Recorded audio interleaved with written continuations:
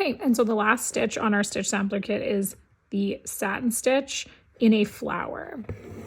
So this is basically just when your shape of your satin stitch is not symmetrical. So in the case of this, we're working with a rectangle, so it's all going to be straight lines, which you have the same space on one side as you do on the other. In this case, you've got this curve on the one side, you've got a narrower petal than you do on the exterior. So how are we going to fill that and make it even? So we're going to start with one stitch through the center.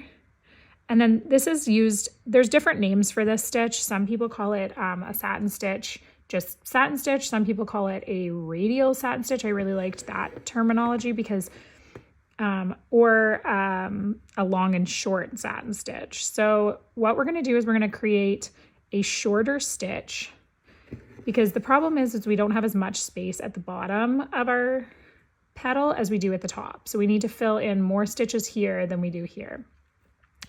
So I'm going to start on just one side of my petal and show you that, and then we'll work on the other side after.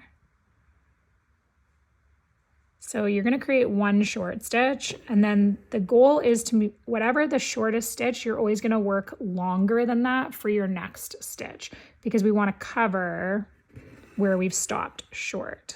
So this one covers that short stitch, and then the next stitch will cover that short stitch, and you're kind of tucking them in so that they're hidden behind, and then you don't see exactly your two long stitches cover the ends of your two short stitches.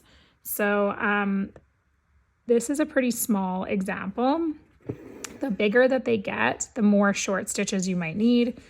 You can tuck them in behind to make sure that you don't see that end. And then layering them on the way down, or staggering them would be another word for what we're doing here. Because we just can't hold that many long stitches all the way to the base of the petal. You'll have too many stitches and you'll kind of create like a lump down here that you don't want. It doesn't sit as flat and it just looks awkward. So for this one, I think I'm pretty close. I have enough space to finish filling with long stitches. And there isn't a right or wrong amount of short to long stitches that you do, and you can sort of make it up as you go, as long as you're covering the shorter stitches with a long stitch. And we'll do the other side, and you may do different on one side than you do on the other, and that's fine too. It's not an exact science, but I do typically recommend trying to tuck it behind your longer stitches. Makes it more seamless.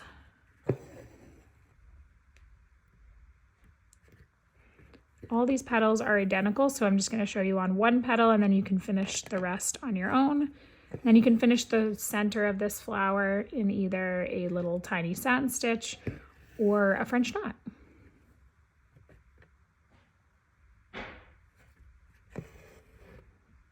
So I've done a few short stitches, and then I'm down all the way to my long stitch, and even there you can't see my short stitches because I did such a good job of tucking them in behind that I don't even really need my long stitch to cover them.